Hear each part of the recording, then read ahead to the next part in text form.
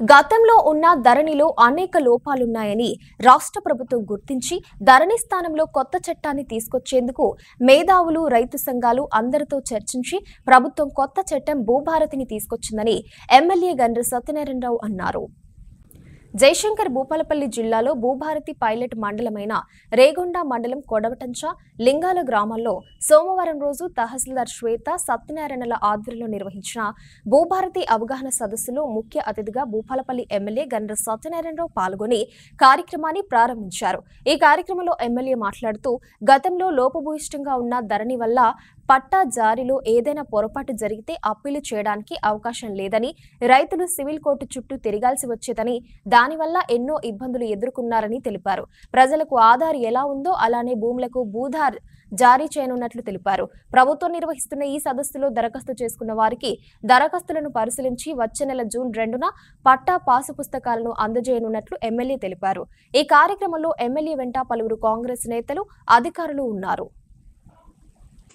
భూపాలపల్లి జయశంకర్ జిల్లాలో రేగొండ మండలాన్ని ఒక మోడల్ మండలంగా తీసుకొని గ్రామాల్లో దరఖాస్తులు తీసుకొని భూములు పట్టాలి కాని వారందరికీ కూడా పట్టదారు అమ్మిన వాడు ఇబ్బంది పెట్టినా, భూమి మనము 10-20 సంవత్సరాల నుంచి దున్నుకున్నా అమ్మినోడు పట్టదారు వచ్చి సంతకం పెట్టుమంటే పెట్టకుండా డబ్బులు డిమాండ్ చేస్తున్న సందర్భాలు చాలా ఉన్నాయి.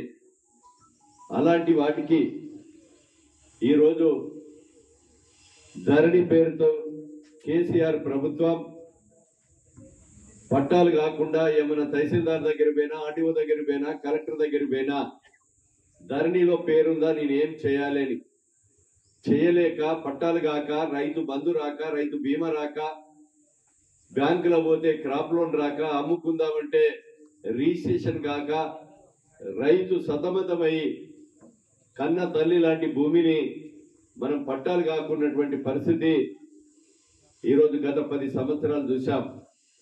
కాంగ్రెస్ ప్రభుత్వం అధికారంలోకి వచ్చింది. ఎన్నికల ముందు చెప్పాం ధరణిని రద్దు చేస్తాం చేసి ఈరోజు భూభారతి తీసుకొస్తామన్నా భూభారతి తీసుకొచ్చి అసెంబ్లీలో బిల్లు పెట్టి గవర్నర్ ఆమోదం తెలిపి ఈరోజు దీని యొక్క లొసుకులు ఇంకేమున్నాయని ఈ రాష్ట్రంలో 4 మండలాలను ఒక పైలట్ ప్రాజెక్టుగా తీసుకొని మన ఉమ్మడి జిల్లాలో వెంకటాపూర్ను తీసుకున్నాం. ఇప్పుడు 31 జిల్లాలో జిల్లాకొక్కటి, అంటే మనకి ఈరోజు 12 మండలాలు ఈ జిల్లాలో ఉంటే రేగొండ మండలాన్ని పైలట్ ప్రాజెక్టుగా తీసుకున్నాం.